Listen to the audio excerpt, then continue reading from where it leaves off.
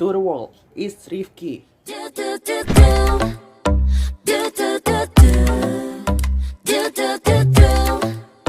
Assalamualaikum warahmatullahi wabarakatuh. Halo semua, nama saya Muhammad Rifki dari kelas 5E Pendidikan Bahasa Inggris, Fakultas Keguruan dan Ilmu Pendidikan, Universitas Singa Perbangsa Karawang. Di sini saya ingin mempresentasikan tentang modernisasi dan globalisasi perubahan sosial dalam pembangunan untuk menuntaskan tugas pendidikan sosial budaya yang diampu oleh Mr. Umar Yais. So, without any further ado, let's get started. Modernisasi, globalisasi, dan perubahan sosial dalam pembangunan. Tapi sebelum saya mempresentasikan presentasi saya kali ini, saya akan memberikan beberapa di sini namanya poin-poin yang akan saya bahas dalam presentasi saya. Yang pertama, saya akan membahas tentang modernisasi beserta contohnya. Yang kedua, globalisasi dan contohnya. Kemudian, saya akan membahas tentang perubahan sosial dalam pembangunan beserta contoh perubahan sosial dalam pembangunan, jenis-jenisnya, dan apa saja faktor-faktor penyebab perubahan sosial dalam pembangunan. So, mari kita mulai ke materi pertama tentang modernisasi. Apa sih itu modernisasi? Modernisasi adalah suatu proses perubahan dari sesuatu yang belum maju ke arah yang lebih maju. Sama seperti zaman yang tadinya tradisional, seperti orang masih memakai sesuatu dengan tenaga sendiri. Apabila dimodernisasi, kita melakukan sesuatu dengan bantuan mesin atau alat yang lebih canggih. Dan menurut Surjono Sukanto, modernisasi adalah perubahan-perubahan di dalam masyarakat mengenai perubahan norma sosial, nilai sosial, susunan lembaga yang ada dari masyarakat, pola perilaku sosial, dan segala aspek di dalam kehidupan sosial. Dan di sini saya akan mencantumkan contoh-contoh dari modernisasi. Contoh modernisasi. Yang pertama, ada gambar dari mesin pembuat minuman. Yang sekarang, zaman semakin maju, tidak dibutuhkan lagi seperti barista atau apapun, atau kita harus membeli ke warung untuk dilayani seseorang. Sekarang ada yang namanya vending machine atau mesin untuk penghasil makanan atau minuman. Yang kedua, ada mesin parkir. Jadi di masa modern sekarang kita tidak memerlukan lagi yang namanya yang penjaga parkir di tutup gerbang seperti itu. Sekarang sudah ada alat canggih seperti mesin parkir seperti ini. Yang ketiga, zaman dulu apabila kita membajak sawah masih menggunakan kerbau atau traktor yang didorong. Sekarang di zaman yang canggih, kita bisa menggunakan traktor yang ada mesinnya seperti cara kerja truk. Yang kedua, ada globalisasi. Apa sih itu globalisasi?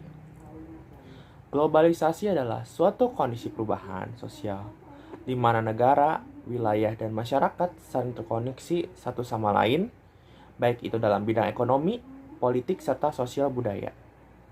Jadi seperti ini secara singkatnya. Tidak ada batas-batas antara negara A dan B atau C, atau suatu perbedaan benua. Jadi globalisasi itu mengharuskan semua negara itu bersatu tanpa ada batas yang signifikan. Tapi dengan catatan satu hal, setiap negara masih negara yang berdaulat.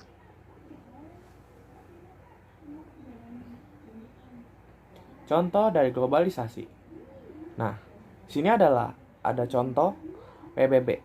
Benar sekali, PBB adalah Persatuan Bangsa-Bangsa dari antar benua dari seluruh dunia yang berkumpul menjadi satu, berserikat menciptakan suatu organisasi untuk mencapai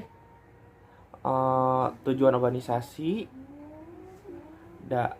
dari satu dunia dari berbagai negara. Itulah PBB.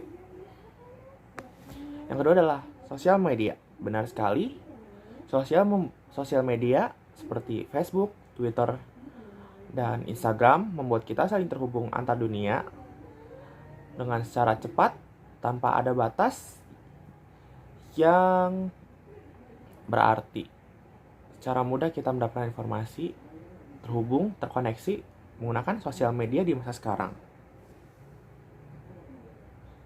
Yang ketiga, ada perubahan sosial dalam pembangunan. Ruang lingkup perubahan sosial meliputi unsur-unsur kebudayaan baik yang material maupun non-material. Menurut William F. Ogden 1922. Maksud di sini material adalah yang berbentuk secara nyata dan non-material yang tidak terlihat namun bisa dirasakan. Menurut Davis 1937 mengartikan perubahan sosial sebagai perubahan-perubahan yang terjadi di dalam struktur dan fungsi masyarakat. Dan yang ketiga, perubahan yang terjadi pada lembaga-lembaga di dalam masyarakat, termasuk di dalamnya nilai-nilai, sikap-sikap, dan pola perilaku di antara kelompok-kelompok dalam masyarakat. Menurut Somarjan 1962.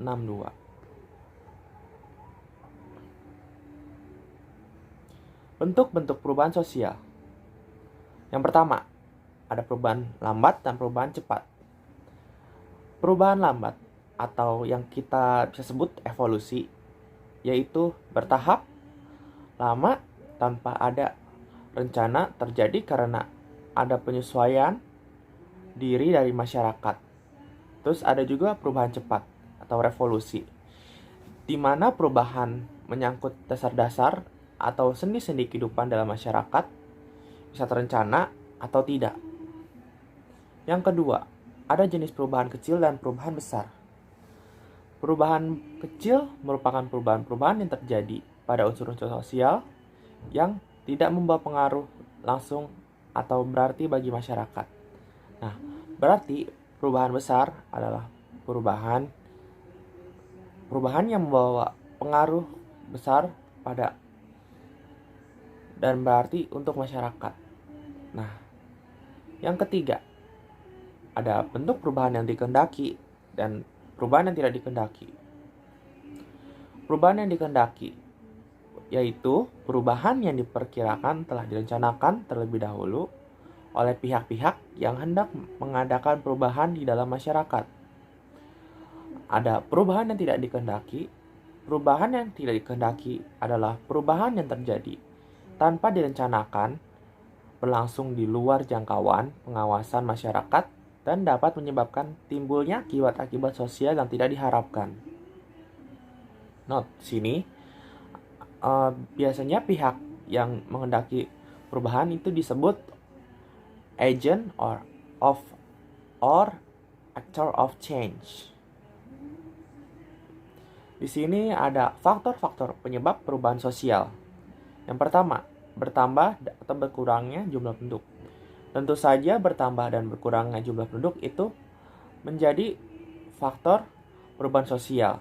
Seperti apabila jumlah penduduknya banyak atau bertambah, perubahan sosial terjadi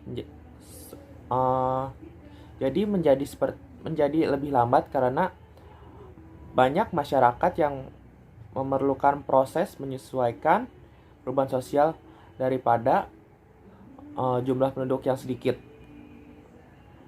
Yang kedua, adanya penemuan baru bisa menyebabkan perubahan sosial.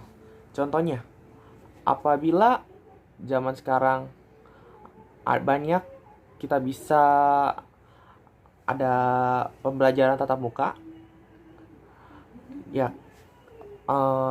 tanpa menggunakan langsung seperti kita menggunakan Zoom, itu adalah contoh dari perubahan sosial yang disebabkan oleh penemuan baru.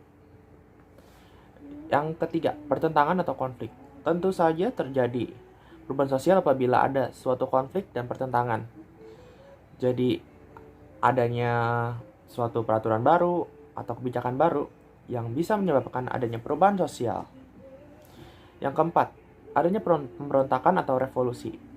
Benar sekali, pemberontakan atau revolusi bisa menyebabkan perubahan sosial.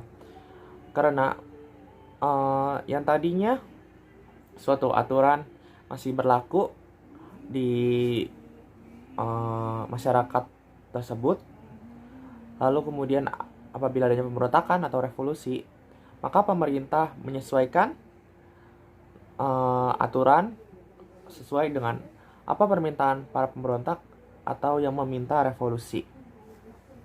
Yang kelima, ada perang. Tentu saja karena perang bisa menyebabkan perubahan sosial. Karena mungkin di satu keluarga menjadi berkurang anggota keluarganya, atau di dalam pemerintah jadi berkurang pada pejabatnya karena adanya perang. Yang terakhir, pengaruh budaya dari masyarakat lain. Tentu saja bisa terjadi perubahan sosial apabila ada budaya dari masyarakat lain. Karena yang tadinya masyarakat menggunakan mode yang lama, lalu terpengaruh oleh budaya lain, akan ada yang disebut asimilasi, akulturasi. Nah, itu adalah contoh perubahan sosial. Mungkin itu saja yang bisa saya sampaikan. Kurang lebihnya mohon dimaafkan apabila saya membuat salah kata atau perbuatan. Terima kasih telah menonton video saya. Wabillahi taufiq wal hidayah. Assalamualaikum warahmatullahi wabarakatuh. Bye bye.